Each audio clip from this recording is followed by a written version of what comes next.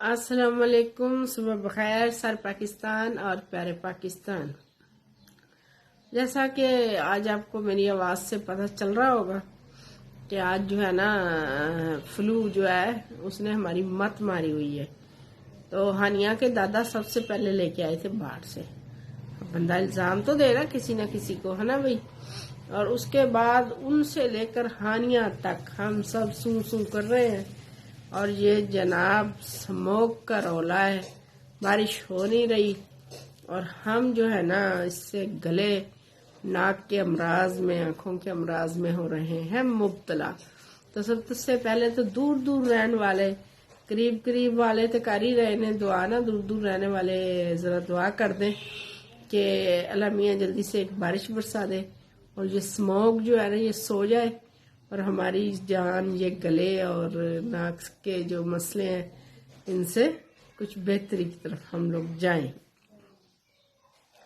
کہتے ہیں کہ کفر کی حکومت چل سکتی ہے لیکن ظلم کی حکومت نہیں چل سکتی۔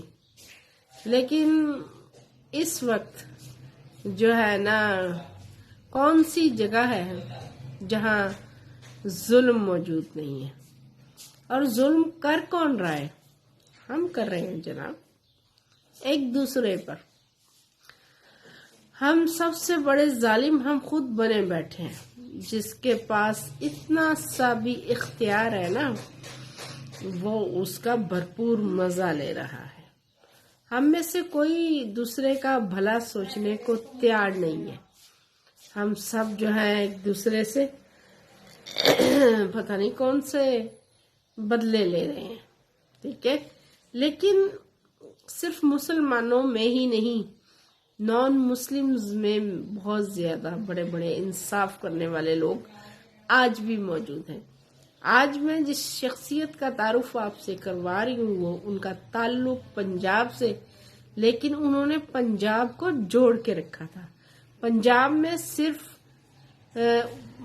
مسلم ہی نہیں رہتے، پنجاب میں سکھ بھی رہتے تھے، پنجاب میں ہندو بھی رہتے تھے، اور پنجاب میں مسلمان بھی رہتے تھے۔ یہ تین بڑے مذاہب جو پنجاب میں رہتے تھے، لیکن ان تینوں کو انہوں نے جوڑ کے رکھا اور انصاف کا اپنے ٹائم میں انہوں نے کیا بول بالا۔ جن کی میں بات کر رہی ہوں ان کا نام ہے مہاراجہ رنجیت سنگھ۔ مہاراجہ رنجیت سنگھ 1780 میں گوجرانوالا میں پیدا ہوئے، اور انہوں نے پنجاب کو جوڑ کے رکھا، اور شیر پنجاب کے نام سے وہ جانے جاتے۔ ہاں جی، تو ایک دفعہ ان کے دربار میں سکھوں کا ایک ٹولہ چلا گیا۔ سکھ، مسلمان اور ہندو یوں تو اکٹھے ہی رہتے تھے، لیکن سکھ سمجھتے تھے کہ اگر مسلمان ہمارے گھر میں گھس گیا ہے تب ہمارا سب کچھ جو ہے نا پلیت ہو گیا ہے۔ اسی طرح ہندو جو تھے ان کے سین میں اگر کوئی گھس گیا ہے تو وہ گائے کا مل اور اس کے پیشاب سے جناب اپنے گھر میں پوچا مارنا شروع کر دیتے تھے کہ ہم پاک کر رہے ہیں۔ اور مسلمان سمجھتے تھے کہ یہ کمبخت کتنے پلیت ہیں کہ یہ پیشاب سے جو ہے اپنے گھر کی صفائی کر رہے ہیں، تو ان کے گھر میں بیٹھنا کھانا حرام ہے یا پلیت ہے۔ اسی طرح سکھوں کا ایک ٹولہ مہاراجہ رنجیت سنگھ کی عدالت میں پہنچتا ہے اور مہاراجہ رنجیت سنگھ سے کہتا ہے کہ جناب ہم صبح صبح جب اٹھتے ہیں اور ہمارے کھانے پینے کا ٹائم ہوتا ہے، ہم اپنے برتن وغیرہ نکال رہے ہوتے ہیں، ہم نے دودھ بلونا ہوتا ہے، ہم نے سب کچھ کرنا ہوتا ہے، ایسے وقت میں یہ جو مسلمان ہیں، یہ جو مسلے ہیں، یہ مسلے اٹھ کے جو ہے نا اذان دینا شروع کر دیتے ہیں، اور یہ جب اللہ اکبر کی صدائیں لگاتے ہیں تو ہمارے تو سارے برتن جو ہے نا وہ پلیت ہو جاتے ہیں، ملیچ ہو گئے، پلیت ہو جاتے ہیں، اور لہٰذا ہمارے علاقے میں مسلمانوں کو روکا جائے کہ وہ یہاں پر اذان نہیں دے سکتے۔ اب ان کے علاقے میں سکھوں کی اکثریت تھی اور اس وقت مسلم جو تھے وہ اقلیت میں بیٹھے ہوئے تھے۔ اب جو کمیونٹی ہوتی ہے نا ان کو بڑا فخر ہوتا ہے کہ ہم سکھ ہیں، तो जो है ना इंसाफ करने वाला भी सिख बैठा है कि साढ़े हक च ते फैसला होना ही चाहिए। और जो बैठा होता है ना उसका काम ये होता है, ना वो उस टाइम सिख होता है और ना वो होता है मुस्लिम और ना वो होता है हिंदू, वो एक जज होता है। फैसला करने वाले का काम होता है कि उसके फैसले से दोनों पार्टियां जो है ना वो मुतमईन हो, और ना सिर्फ दोनों पार्टियां बल्कि जहां भी उसके फैसले को सुना जाए तो सुनने वाला भी ये कहे कि हाँ वाकई इंसाफ हुआ है।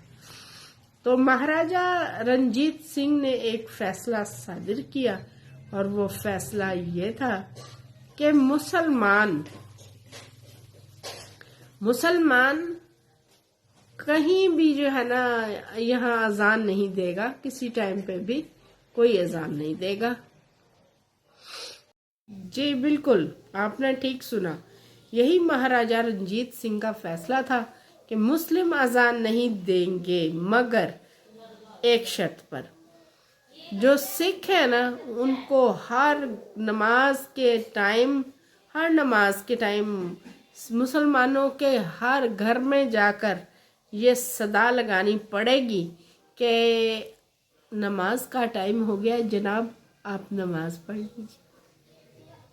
हाँ जी, अब ये फैसला लेके सारे अपने अपने घर आ गए। अब सिखों को जनाब सुबह सवेरे उठ के घर घर जाने की पाबंदी थी, और हर घर जाइए और हर घर जाकर बोलिए कि नमाज का टाइम हो गया, आप नमाज पढ़ लीजिए। अब दिन में 5 वक्त, और मुसलमानों की इतनी आबादी, ऊपर से जो है ना हर घर जाके बताना है, भाई ड्यूटी है। तो वो तो चंद दिनों के अंदर आजिज आ गए, और आजिज आने के बाद दोबारा महाराजा रंजीत सिंह की दरबार में वो जाके खड़े हो गए और हाथ जोड़ के बोले कि महाराज माफ़ी दे दीजिए और मुसलमानों से कहिए कि वो अपनी अजान दें, हम ये ड्यूटी अदा नहीं कर सकते। और ये एक इंतहाई उनका अक्लमंदाना फैसला कि जिसमें उन्होंने अपनी कम्युनिटी को नाराज़ नहीं किया, और ऐसा फैसला सुनाया कि बाद में जो मुसलमानों के हक में ही आया कि वो जो ज़ाहिर है उनकी अजान है, और वो अजान अपनी से उनको कौन रोक सकता है। अल्लाह के नाम की सदा, अल्लाह जो अपने बंदे को बुलावा देता है तो वो कौन होते थे उसको रोकने वाले। और अगर सारी कौमों में इसी तरह के लोग पाए जाते रहें, हक बात को हक कहें, सलीके से, तरीके से, अकल से, तो फिर जो है ना कौमें आपस में नहीं लड़ती। लेकिन यहाँ तो खून की नदियाँ बहा दी गई पाकिस्तान बनने के टाइम, हालांकि बहुत आसानी के साथ हम इधर और वो उधर हो सकते थे, ना वो हमको तकलीफ़ पहुँचाते, ना वो हमें लूटते, ना हम उन्हें लूटते, ना हम उनकी बेटियों की इज़्ज़तों को छेड़ते और ना वो हमारी बेटियों को लूटते, ना सर उनके उतरते, ना खंजर